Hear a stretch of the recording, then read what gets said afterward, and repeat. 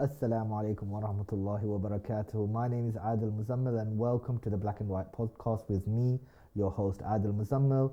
And today we have our very special guest, brother Ajmal Masroor. And we're going to have a conversation today based on what has taken place and the events of the last month or so. So I know that you've been very busy with the elections, and I'd like to begin with asking you what, in summary, is your feelings about what has taken place in the last month? It's a historic victory for the community in Bethnal Green and Stepney. What was impossible has been made possible. 37,000 majority is what Labour Party had. It's their safest seat in the country. In fact, it is the largest largest majority for all MPs in the country. We've been able to destroy that, reduce it to 1,600. Community has given a very strong message that their voices, their votes, and their loyalties can't be taken for granted. And most importantly, what we have done is united the community on a cause. People stood for the Palestinians, stood for justice, stood against all forms of tyranny, oppression, especially genocide. What would you say were some of the best moments for you in this election? The best moments for me in this election was I may have lost the seat or may not have won the seat, but I've won the hearts and minds of my constituents. People were, celebrating even when we did not win. Celebrating in the sense that the doors were open when I was campaigning. People invited me to their front room, to their kitchen. They said, you can use our bathroom. They gave me their tea, coffee. I even have a memory of a lady coming with a paratha roll when she saw me walking early in the morning on my own campaigning. She said, you're looking very hungry, have this. So this is what we call victory. Victory with the people. What do you think made the people warm their hearts towards you like this? People were very warm towards me because of the cause. They believed in the cause. I stood for the Palestinians. I stood for Gaza. I stood against genocide. I stood against all the political parties that were supporting, aiding and abetting genocide of the Palestinians, injustice, and siding Israel. People supported the cause. And a lot of people knew me from my TV work. So immediately, as soon as I knocked on the door opened, there was a massive smile because they recognized me.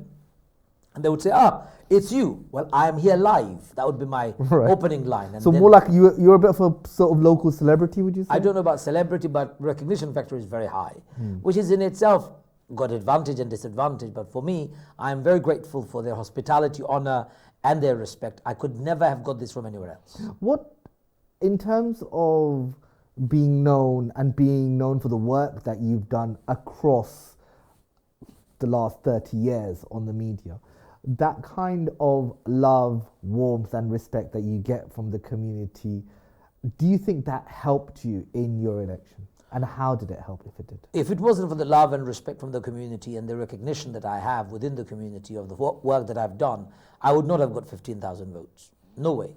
This was a monumental task. 3 weeks of real campaigning, 6 weeks election period. I'm independent. I'm fighting against established parties. They have got millions in their coffers. I have nothing.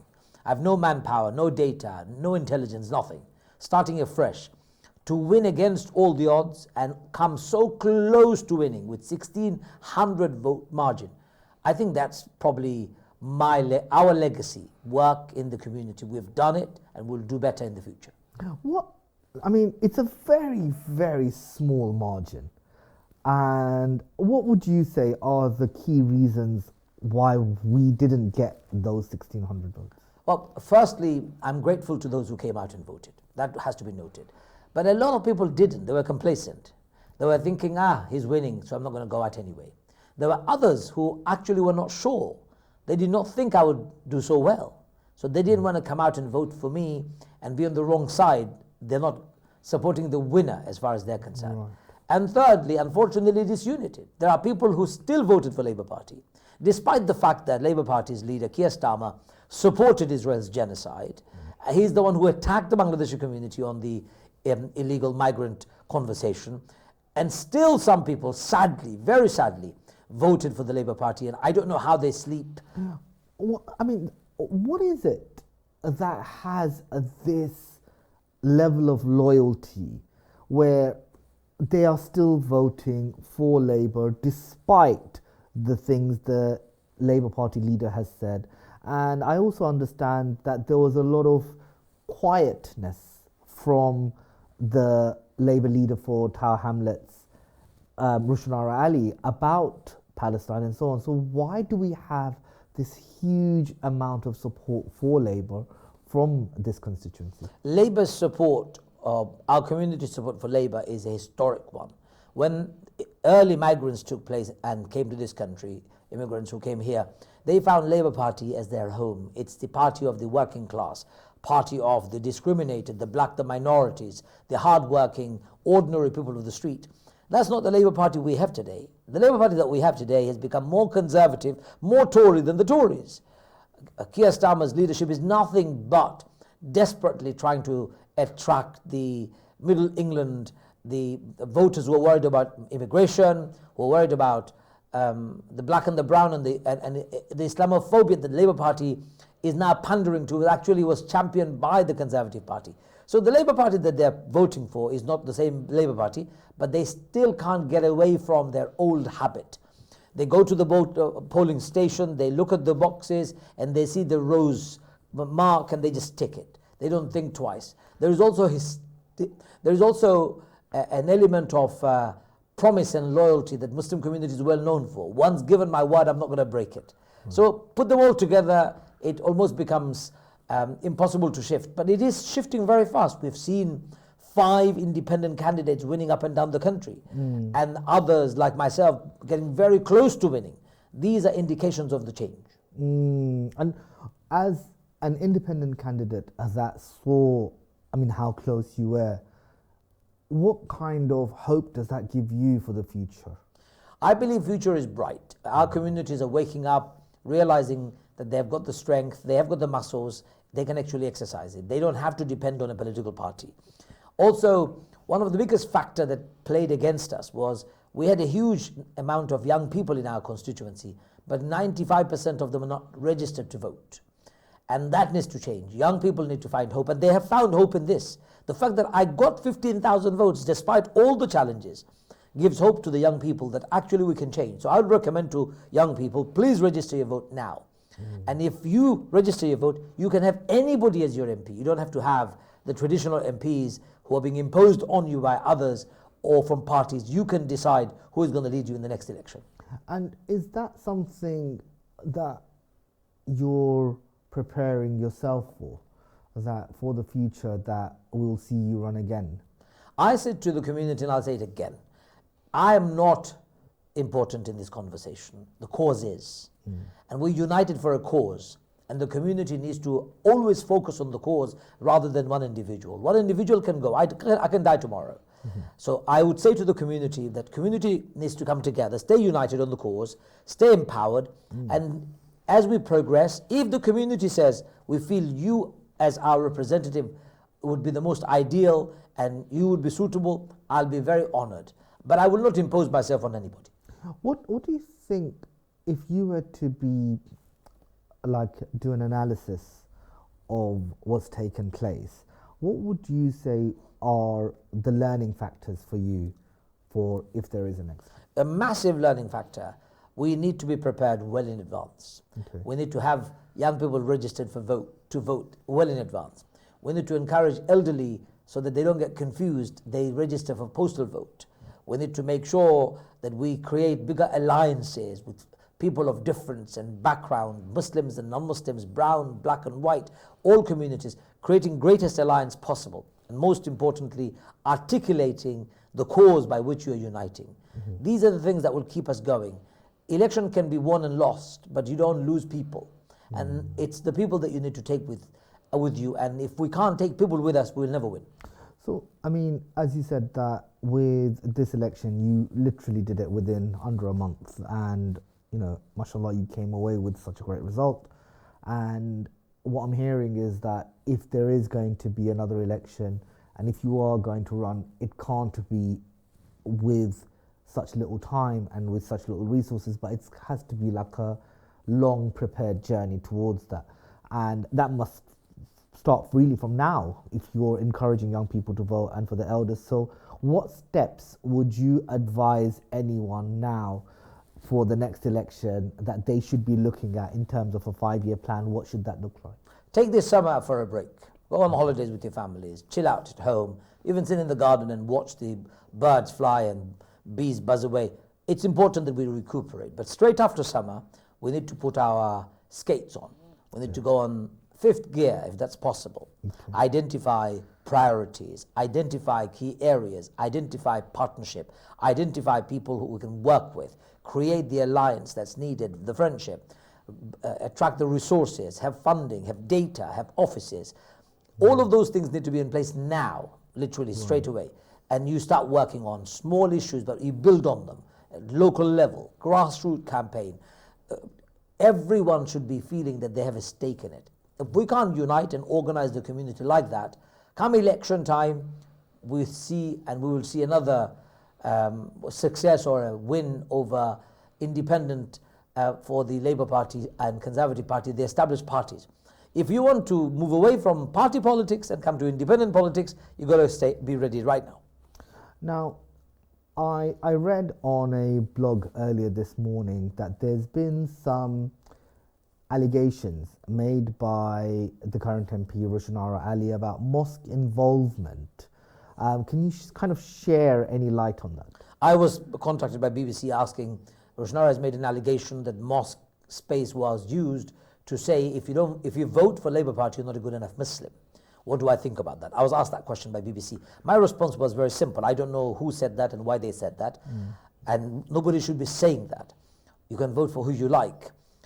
There is an imperative conversation that we must have, and Rushanara must think, if you support genocide, if you support mass murder, if you support oppression, occupation, if you support all those evil, forget about being a good Muslim, you're not a good human being. And everybody has the right to that view. So if people are saying Labour Party has aided and abetted genocide, supported Israeli genocide on the Palestinians, Labour Party leadership, and if somebody supports Labour Party, I would question their humanity. I'd question their moral compass. How could they? Now, I can't be saying political parties and political affiliation are necessarily an indicator of your Islam, but your moral compass is. Did you support genocide? You did. You're not a good enough Muslim. Did you oppose genocide? Yes, you did. You're a brilliant Muslim. In fact, let's go one step further. Did you support genocide? No, I didn't. You're an amazing human being. Did you support genocide? Yes, I did. You are worst of human beings. Okay. So the allegations that Rushanara is making is that the mosques were encouraging. So it's just slander. Rushanara's statement against mosques without base, without evidence, I believe is a slander. Slandering the mosques. What gain is that going to be? Is she going to be welcome to the mosque as a result of it? No. Mosques are going to close down their door even further. She's not doing herself, and most importantly, our women folk any favour. Women already struggle to find space in a mosque. So she should be thinking twice before she makes such a slanderous remark. People may have made statements. Labour Party members have made statements against me. Am I making and calling for this, that and the other? I'm not. I'm saying this is what happens in politics. I'm not justifying it. I'm saying simply, if you supported genocide, you'll be challenged. And Rushanara was challenged and she couldn't take it. Well, why did you support genocide in the first place? And because of her belief, she should not be abused, she should never be insulted, she should never be threatened, there should be no intimidation. But of course in a democratic election, I was challenged, and any candidate will be challenged, and Rushanara was challenged by some people. Now, I read during the election process that there was allegations made towards you that of dirty politics, of intimidation, that was done by Ajmal supporters towards Rushanara. Can you shed some light on that? Some people made that allegation, but on my election day launch, on the first Sunday after my nomination was declared, even my event was hijacked by a group of people who came, screamed and shouted, disturbed me throughout my speech. There was pushing and shoving among some people. There was swearing, bad language, intimidation, attack. Even I have faced it at the beginning. So this is wrong. Such behavior is condemned all across the board. Nobody should face that. It is not my members or my supporters, I don't know who these guys are or who these girls are, they should not be allowed to engage in political process if that's how they're going to be behaving. So Rushanara's suggestion that my members are making this, she's again slandering my team. If she can have any evidence, she should come up with it. If she doesn't have any evidence, she should keep her mouth shut. Now, what I saw was that there were major parties, such as the Liberal Democrats, who came with a far shorter number of votes than what you've gained, such as the councillor Rabina. And what are your thoughts when you come out with something like 15,000 votes and then you miss with someone having taken this allocation? What are your kind of thoughts about something like this? I was told by the Lib Dems that they've been on the ground for 6 months. They've been knocking on doors, securing people's support, and they're ready to win. Well, if this is their outcome of 6 months of campaigning and they're ready to win, the result is 4,000 votes. I'm afraid it's an abysmal display of their failure. So I wouldn't worry too much about them. They're just insignificant in this conversation. It is true that if they understood politics properly, if they sat down and did their maths properly, they would have understood that they're not going to win. And had they scaled down their activities and supported me, for sure the result would have been very different. Am I going to say people should stand down because of me? No, it's a democratic process. People can stay. But if you really want to make a difference, you can vote tactically and you can also make alliances. And people who want to make alliances need to understand the alliances should be made with people who can win. I could win. Lib Dems couldn't win. Lib Dems should understand that they will never win this borough, and they should not tell people and mislead them in telling them that they will win. They should simply say, okay, we've done activities, we may have 1 or 2 council seats as our aim for the next election, but for the MP election, we're not going to win, we give it to somebody who can. They could have done that, but they didn't. They misinformed people, misled people, and the outcome, unfortunately, is that because of Lib Dems, we have delivered the whole seat back to Labour Party. So what would an alliance with yourself look like? Alliance in politics happens. People do. They tactically vote. They look at a seat and they say, who is likely to win? In the past, Lib Dems have done this in favour of Labour. Labour has done this in favour of Lib Dems to keep the Tories out. It's happened before. This could have been done, and this would have been simply, yes, you want to remain a party, nobody's going to take that right away. All you do is you scale down your activities and you tell everybody, guys, my name would be on the ballot paper, but we're actually endorsing Ajmal Masroor. Vote for him. That would have done the job. But no, self-interest, my name, my fame come on the way from the opposition I'm talking about. It wasn't public interest. It was about one person's interest. I stood for the public. I was selected and elected by the public. I would not have stood if the public did not choose me. And I'm saying the same thing again. It's not about me, it's about us. It's about not my personal interest. It was the cause, Palestinian cause. And I think we won and they lost. Unfortunately, one person that wasn't a supporter of yours that we thought was Tasneem Akunjee. I understood at the beginning that he graciously stepped down, and then I read some tweets suggesting that he was saying that even a turnip could have won. What are your thoughts on that? I don't want to comment about that. I'll tell you why. I don't entertain tittle-tattle conversations. If there is a substance to a conversation, ask me and I'll answer it for you. Okay. Let's move away from tittle-tattle. Was there are you two friends? We've never been friends. Okay. But you did do a shoot together where you were both together and it seemed amicable. Yeah, of course. We came to an agreement amicably. Right. Which is that Akunjee would stand down and I'll continue the campaign. I kept my side of the bargain. If to ask Akunjee whether he has or he hasn't, I can't be answering on his behalf.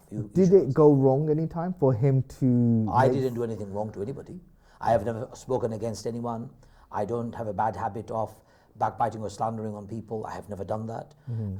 Even people who were campaigning with me, who were very close to Akunjee's camp, can vouch for me that I've never had a single negative word to say about Akunjee. How do you feel about him making these comments? You have to ask him that question, why No, he's but making. how do you feel about him making these It's comments? very unfortunate that somebody would make comments like that. But you have to ask him why, what's the rationale, what gain is there for making a comment or comments like that. I don't make comments like this about anybody. It's not my style. It will never be my style.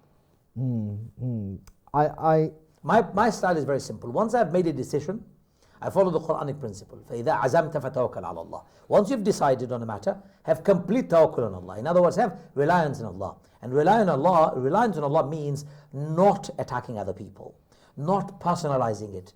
If it's a cause, it's a cause. And I had that complete reliance that Allah will make whatever is good for me available. And that's exactly what happened. I did not win the seat, but I won the hearts and minds of the constituency in an amazing manner. Respect and love of my constituency like I've never seen before. Okay, so there was another candidate that stood, and which was Barrister Shamsuddin, and there are some rumors on the internet that he was a stooge of the Labour Party. Is that something that happens, or is that something that's feasible? I have no idea. As in, do parties put independent candidates to stand in order to split votes? I've been told that Labour Party has done it before. Whether an individual that you're naming was that or wasn't that, I haven't got a clue. I've not seen any evidence. Nobody has brought it to me. I've not been interested. I feel very sorry for the brother that he wasted his time and money. He's not even going to get his deposit back. He paid £500 deposit for the election. Maybe he's too rich, he doesn't care about that. It's up to him. If I was him, I would have given that money away to the people of Gaza. They would have been better served. So I feel very sorry and very sad that his outcome of his election was like that. He could have actually campaigned for me. He could have actually said to people, I've come all the way from wherever I have come from. I would have stood, but I'm not going to stand, or I've stood, but I'm standing down because I believe Brother Ajmal would win. Let me lend my support. Maybe a couple of hundred of his voters would have voted for me. Maybe, I have no idea. And that could have made the difference. I don't know whether it would have, but it would have added value to the entire campaign. Instead, he wasted his time, his energy, and his money. Unfortunately, he's not going to get his deposit back.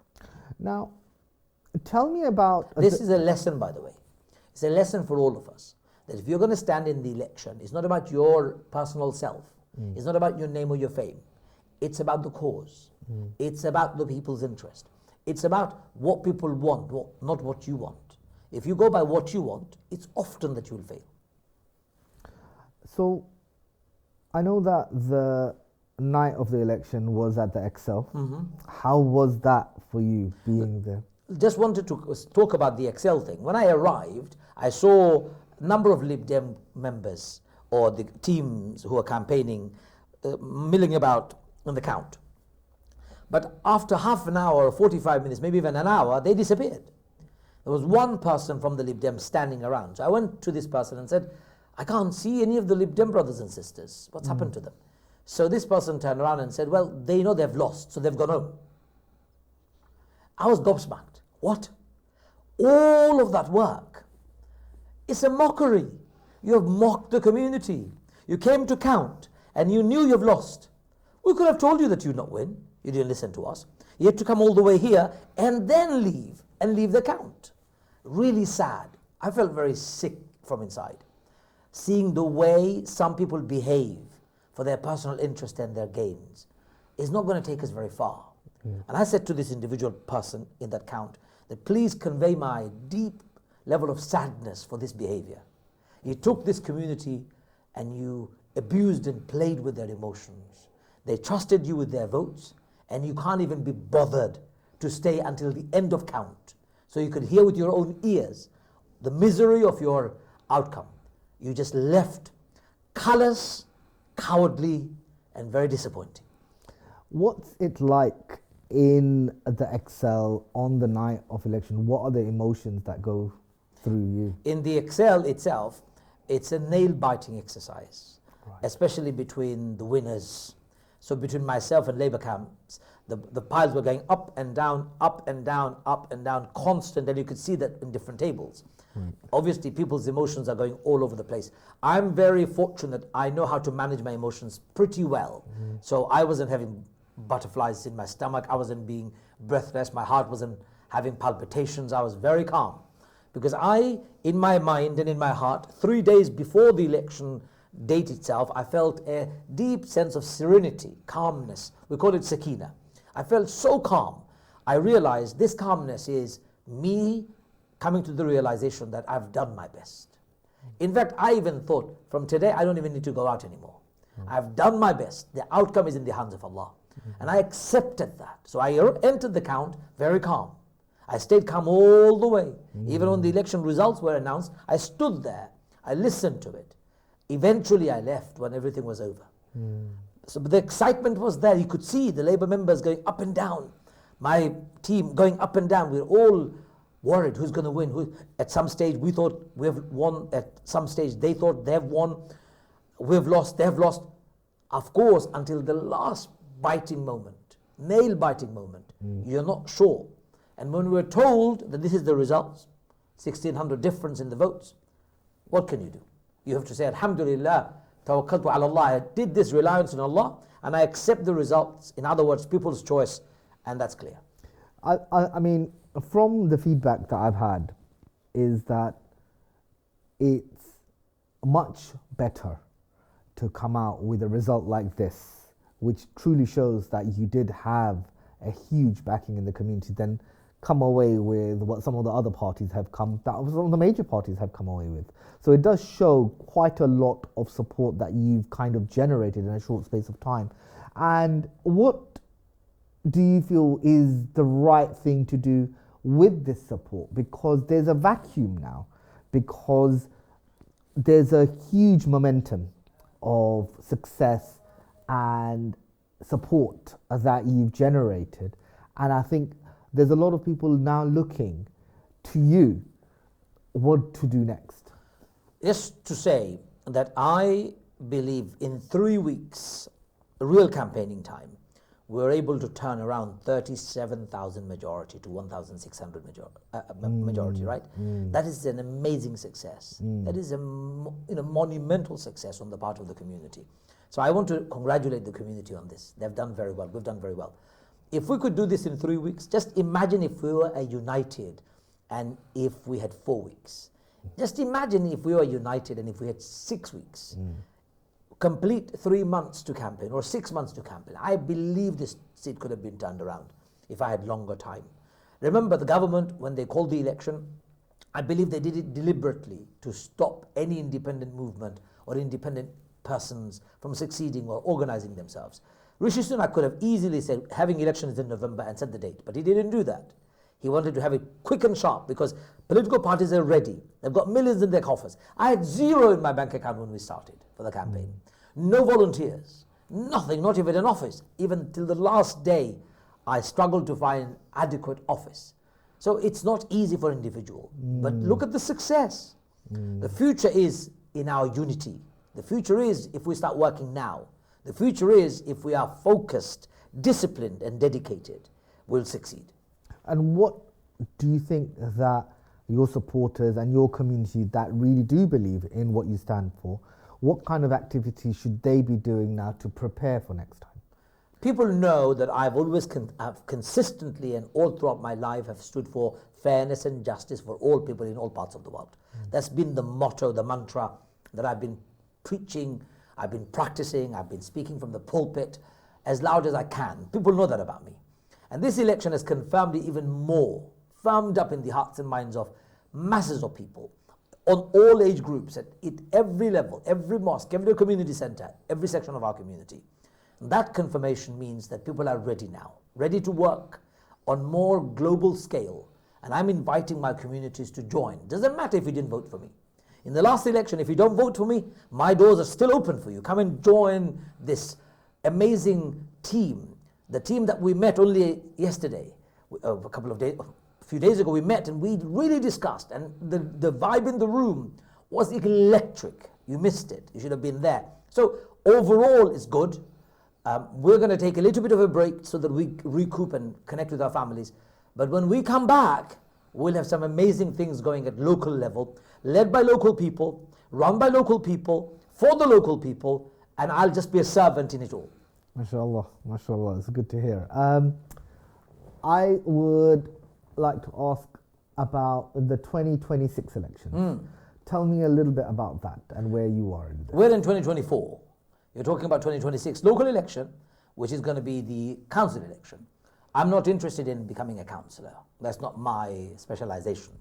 I have stood for parliamentary elections before, and I will only be focusing on parliamentary elections in the future. But at local level, when there is a local election, we will work together with those who wish to serve our community in the best way possible in the local election, not for their personal interest, but for the interest of our community, empowering our communities, eradicating poverty, dealing with our housing crisis, dealing with crime, knife, gangs on our streets, helping young people to find a space, a voice, giving them vision. I'll work with those people who are interested in providing facilities and services for local people for the council election in 2026.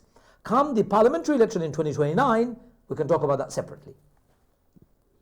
Well, we know that in 2029, it's a long time to go, and you are more interested in how the community would like you to serve them rather than you yourself looking to do anything in terms of your own wishes. So I know that that's quite clear. But just as a favor to me, would you share that if 2929 appears, could we see another Vote Ajmal experience?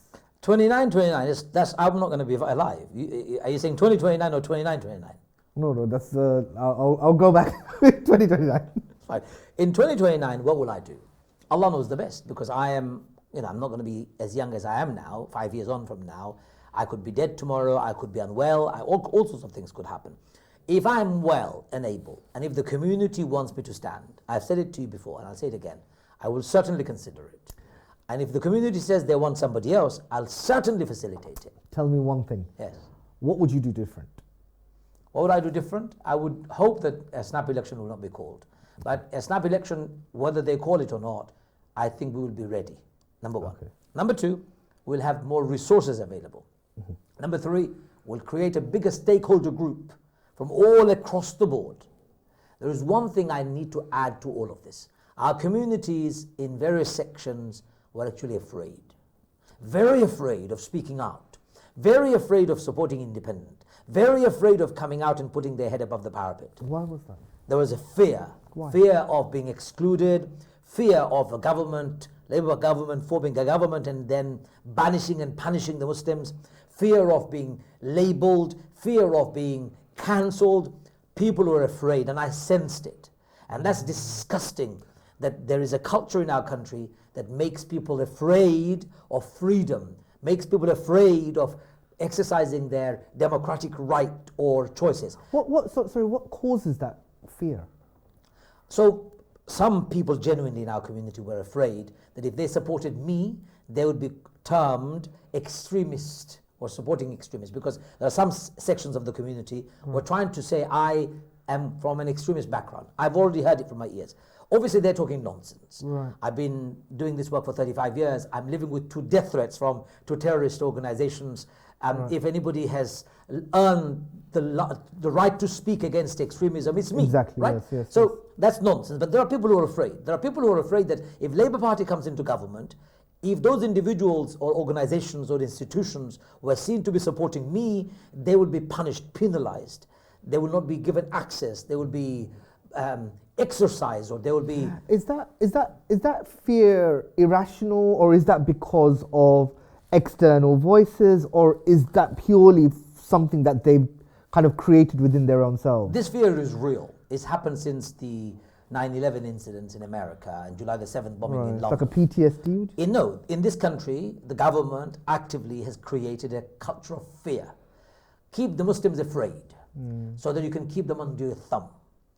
Tell the mosques to shut down, or shut up or we'll shut you down. Tell Muslim leaders, you speak, we'll call you extremist. Tell charities, we'll cancel your charity if you don't behave. This disgraceful culture created by the right-wing politicians out there, and then piggybacked by the liberal left, Labour Party, the Conservatives and the Lib Dems, all allying the prevent culture, the council culture, the extremism culture, the terrorism lens that they've used against Muslims. All of that has created a fear which has gripped our community, and I sensed it during the election. Right. Very few of our faith leaders actually came out in public to support me because they were afraid. And I've got a message for them. If you're a faith leader, community leader, and you're afraid of supporting me, get over it. You should not be afraid. If I'm not afraid, and if they've not been able to do anything to me because I've done nothing illegal, I'm standing up for the rights of the oppressed. I'm standing up for the rights of those who are experiencing genocide. You should not be silent. You should have supported me. But you didn't because you're afraid. I forgive you. I overlook this. I have compassion in my heart. But please don't live in fear, because fear in itself is the most debilitating, most disabling factor a human being can live through.